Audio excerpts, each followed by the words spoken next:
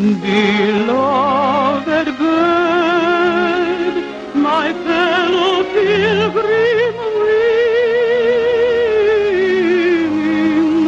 I hear thee singing as I sang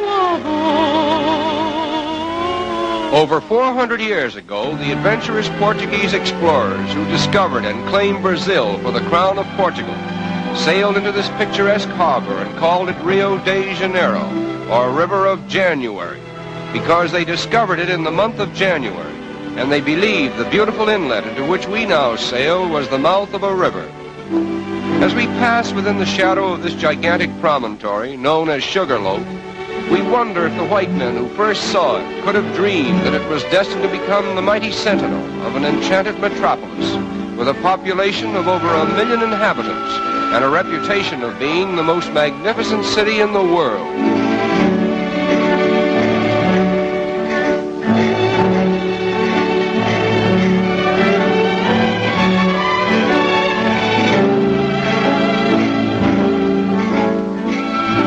Passenger ships arriving at Rio today literally tie up at the foot of Main Street and immediately become a picturesque part of the skyline, as well as a convenient point of egress to the city itself. Rio de Janeiro is not a manufacturing city. Therefore, there is a preponderance of foreign goods on sale in all the smart shops. Nevertheless, foreign influence has not changed the strong allegiance which the Brazilians have for their native continent. They proudly proclaim themselves South Americans, and they very much resent the North Americans' alleged monopoly of the word American.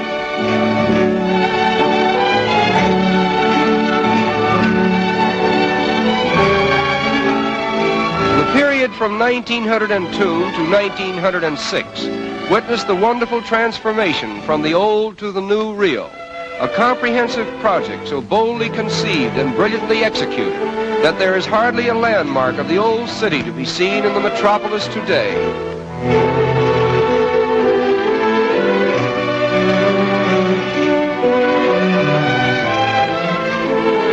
The most unique feature of the clean and spacious streets is the decorative mosaic work that adorns the sidewalks. Almost every block has a pavement with patterns so individual in design that one could find his way about the city by becoming familiar with them.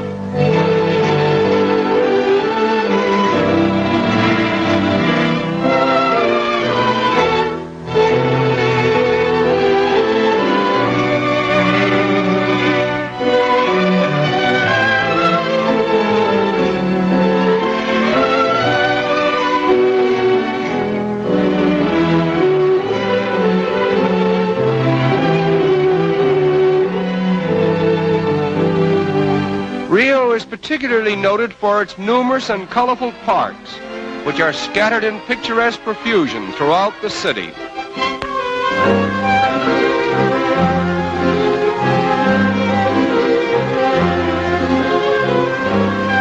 In 1808, the King of Portugal was forced by Napoleon to abandon his country and re-establish his throne in Brazil. When he arrived in Rio, he brought with him, among other things, the first tiny sprouts of the famous royal palms, which he planted here. It was decreed that only members of the royal family might have the privilege of cultivating this particular species of tree. But time and nature have overruled the regal command, and the royal palms that were meant to be the exclusive property of Portuguese royalty are now the common heritage of all Brazil. The outstanding landmark of Rio is Sugarloaf Mountain, and from whatever angle one may view it, it forms a most impressive picture.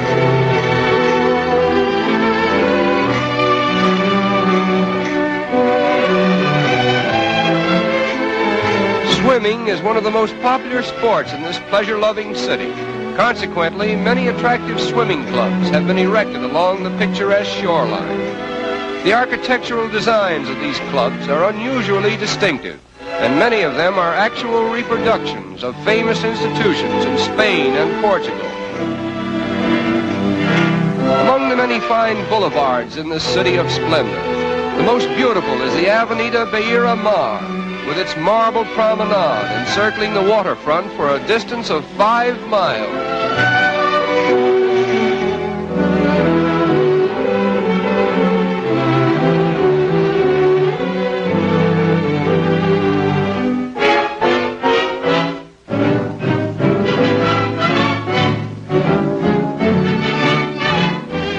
As in most countries of South America, the color of one's skin does not always determine one's social standing.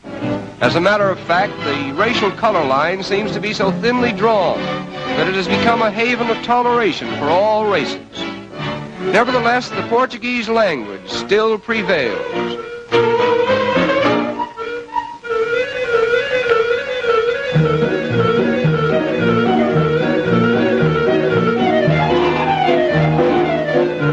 In the business districts of the city, there are a number of tiny shops where the more industrious young ladies of Rio earn their livelihood. This is called the butterfly industry, in which the colorful wings of butterflies are immortalized by an art that was inaugurated here many years ago.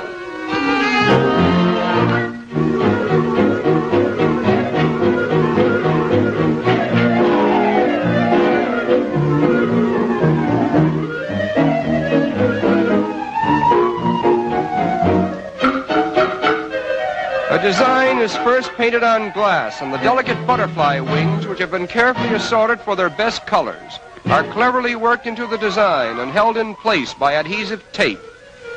Another layer of glass is finally placed over the tape, and the wings, thus preserved, will hold their lifelike colors indefinitely. There are over 700 different species of butterflies in Brazil, and they are much larger and more colorful than those of North America and Europe.